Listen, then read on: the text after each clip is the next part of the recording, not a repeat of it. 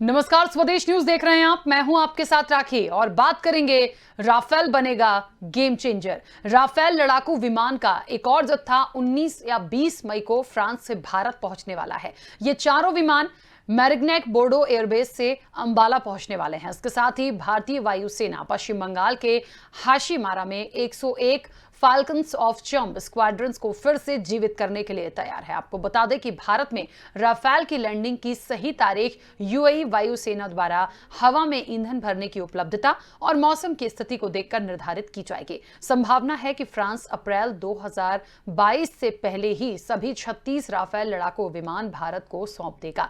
इसकी घोषणा संसद में रक्षा मंत्री राजनाथ सिंह ने भी की थी। उन्होंने कहा था कि मई के अंत तक भारतीय वायुसेना के पास 24 राफेल लड़ाकू जेट होंगे।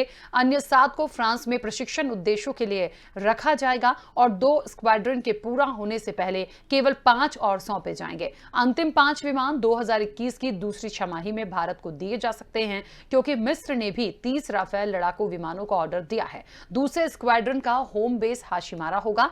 हाशीमारा हवाई अड्डे को पूरी तरह से नया रूप दिया गया है। इस महीने के अंत तक इसे चालू कर देना चाहिए। यहां विमान पार्क किए जाएंगे। इसके साथ ही फ्रांस ने न केवल भारत को हॉट इंजन तकनीक की पेशकश की है, बल्कि आत्मनिर्भर भारत अभियान के तहत हवा से जमीन पर मार करने वाली मिसाइल के विस्तारित रेंज को संयुक्त रूप से विकसित करने के लिए भी तैयार है। फ्रांसीसी इंजन निर्माता सैफ्रन ने पहले ही 100 किलो न्यूट्रन थ्रस्ट तक के विमान इंजनों को संयुक्त रूप से विकसित करने के साथ साथ हॉट इंजन तकनीक को साझा करने की पेशकश की है। आपको यह भी बता दें कि इंडियन एयरफोर्स के एयर मार्शल ने यह भी कहा है कि राफेल पैकेज इस क्षेत्र में गेम चेंजर है, क्योंकि भारत के किसी भी विरोधी के पास दृश्य सीमा से परे युद्ध छेड़ने की इतनी क्षमता नहीं है। 2022 तक 36 आ जाएं, और जिन इंजन की बात फ्रांस कह रहा है, यहां पर तमाम चीजें बोल रहा है, क्या वो उतनी बड़ी शक्ति हमारे लिए रहेगा? हाँ ठीक है। मतलब ये है कि इसका इंजन चेंज करने का टैक्टिकल एरिया में कोई प्रॉब्लम नहीं होती। चाहे इंजन मतलब आप एयरक्राफ्ट आया लैंड किया, उसका इंजन चेंज हो सकता है। और इसके जैसे मैंने आपको बताया एक्सटेंडेड रेंज है इसकी मिसाइल्स की। हैमर मिसाइल के जैसे मैंने तकनीक बताई, मॉड्यूलर है। आप उसको लॉन्ग रेंज मॉड्यूल रख लीजिए, शॉर्ट रेंज मॉड्यूल रख लीजिए, और उसका और उसके वॉरहेड भी चेंज हो सकते हैं। हेवी वॉरहेड रखिए, लाइट वॉरहेड रखिए। इसका मतलब ये है। और रेंज भी एक्सटेंड हो सकती है, और उसका मारक क्षमता भी एक्सटेंड हो सकती है, कम हो सकती है, जो आपकी रिक्वायरमेंट हो। बीबीआर मिसाइल है, मतलब इसमें मिसाइल्स की जो है बहुत अच्छी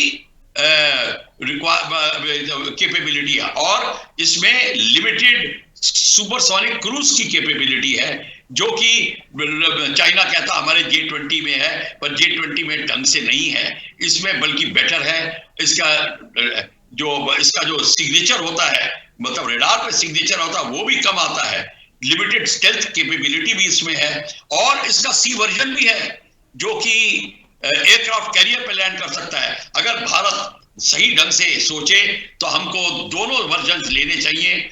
और क्योंकि नेवल वर्जन जो है एयरक्राफ्ट कैरियर पे लैंड करने वाला, वो भी अगर हमारे साथ हो तो टेक्नोलॉजी कॉमन हो जाएगी। दोनों की इंटरचेंजेबल टेक्नोलॉजी होगी। पायलट्स का इंटरचेंज होगा, ग्राउंड टेक्नीशियंस का इंटरचेंज हो सकता है। ये सारी की सारी चीज भी हो सकती हैं।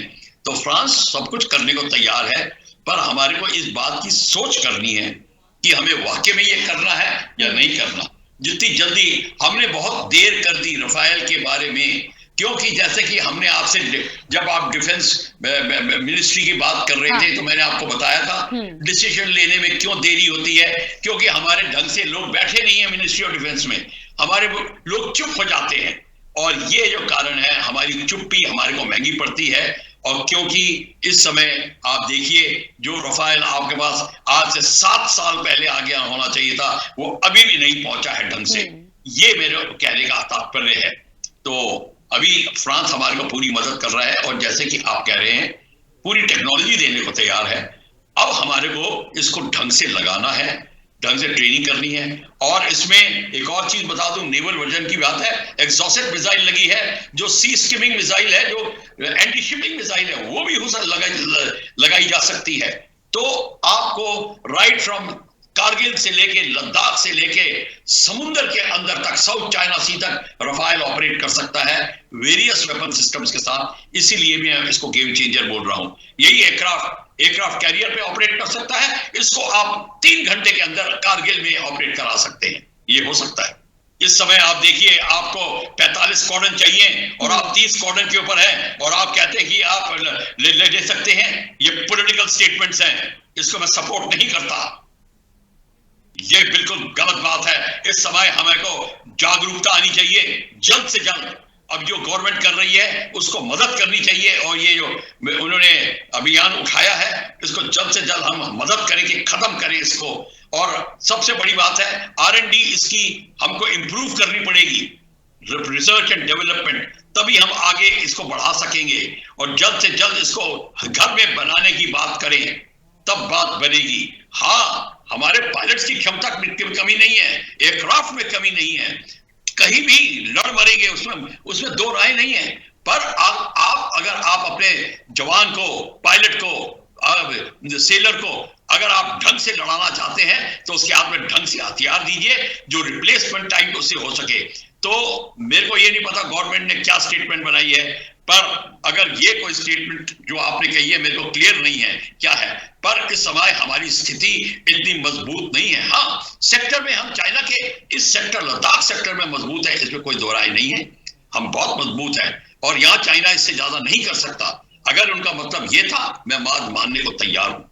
पर आप सोचते हैं कि आप सेटिस्फाई हो जाएंगे, मैं सेटिस्फाई हो जाऊंगा कि हाँ हम बिल्कुल ठीक ठाक है, चाहे हमारे पास 15 स्क्वाड्रन कम है पर हम ठीक है। मैं ऐसी बात नहीं कर सकता। पर अगर आपकी ऑल आउट वॉर होती है जिसमें पाकिस्तान भाग ले रहा है और चाइना भाग ले रहा है, तो राखी जी ये मैं आपको ढंग से बता दूं कि ये स्थिति हमारे लिए बहुत गंभीर हो जाएगी। इसीलिए मैं कह रहा हूं कि हमारे को मिनिमम 3 स्क्वाड्रन्स, मैं 2 या 3 की बात कर रहा हूं, 3 स्क्वाड्रन होने चाहिए एक फ्रंट के ऊपर। गेम चेंजर फिर रफाल तब बनता है। 6 स्क्वाड्रन तो ये होने चाहिए, पर हमारे को तो 15 स्क्वाड्रन की जरूरत है। खैर, तब ये 6 स्क्वाड्रन अगर आ गए तब हमारे को फर्क पड़ेगा। और अभी आप खुद देख लीजिए, आपको जब इतने स्क्वाड्रन की कमी है, आप खुद बता दीजिए, जो बोलते हैं और उनको क्वेश्चन करिए कि आप कैसे कह रहे हैं। जब आपका 45 स्क्वाड्रन, 42 या 45 जो भी ले लीजिए है, तो आप इतने स्क्वाड्रन की कमी है, आप कैसे कह रहे हैं? आप क्वेश्चन पूछिए। और मीडिया में क्वेश्चन उठना चाहिए अगर कोई गलत इंफॉर्मेशन दे रहा है तो। बिल्कुल सही बात है, ये आपके माध्यम से बिल्कुल हम तक पहुंचा है। निश्चित तौर पर देखिए, ये तो स्टेटमेंट्स हैं जो आते हैं, जिन पर बात होती है। लेकिन अच्छा, एक बात और मैं आपसे जानना चाहूंगी, जिन स्क्वाड्रन्स की आप बात कर रहे हैं, इसका डेवलपमेंट करेगा कौन, इसके लिए सोचेगा कौन? क्योंकि यदि कमी है तो फिर डेवलपमेंट क्यों नहीं हो रहा? हम बात कर रहे हैं गेम चेंजर करने की, रफाल की, पर हमारे पास इन्हीं की कमी है। नहीं, स्क्वाड्रन्स ऑलरेडी रेडी है, स्क्वाड्रन रेडी है। उनके जहाज पुराने हो गए, उनको निकाल के ये नया जहाज ले आएंगे, यही फर्क है। और हमारे को जो कमी जिसकी बात कर रहे थे, उन स्क्वाड्रन की कमी, नया जहाज, नया स्क्वाड्रन रेज हो सकता है। नए स्क्वाड्रन को रेज करने में क्या प्रॉब्लम है? कोई प्रॉब्लम नहीं है। और आपके पास पहले 45 स्क्वाड्रन थे, इसमें कौन सी बड़ी बात है? कम तो स्क्वाड्रन के आपके स्क्वाड्रन कम रह गए इसलिए कि जहाज निकल गए उसमें से, वो नंबर प्लेटेड है या पुराने जहाज है उनके पास। वो मतलब है, वो जो नंबर प्लेटेड स्क्वाड्रन है उनको दोबारा रिवाइव कर देंगे। ये एक एडमिनिस्ट्रेटिव तरीका है, इसमें कोई बड़ी मुश्किल बात नहीं है। फिर क्यों नहीं हो पा रहा? क्या वजह, आप क्या वजह मानते हैं? आपके पास जहाज नहीं है इसलिए नहीं हो पा रहा। आपको जब नंबर प्लेट का मतलब है, आपके MiG-21 पुराने हो रहे हैं, पुराना हो गया है, अब उसकी लाइफ खत्म हो गई है, अब आप कौन सा जहाज लाएंगे? आपके स्क्वाड्रन में 20 MiG-21 है, वो चले गए, फिर आप क्या करेंगे? आपका हैंगर तो खाली पड़े हैं, तो आपको रिप्लेसमेंट करनी पड़ेगी।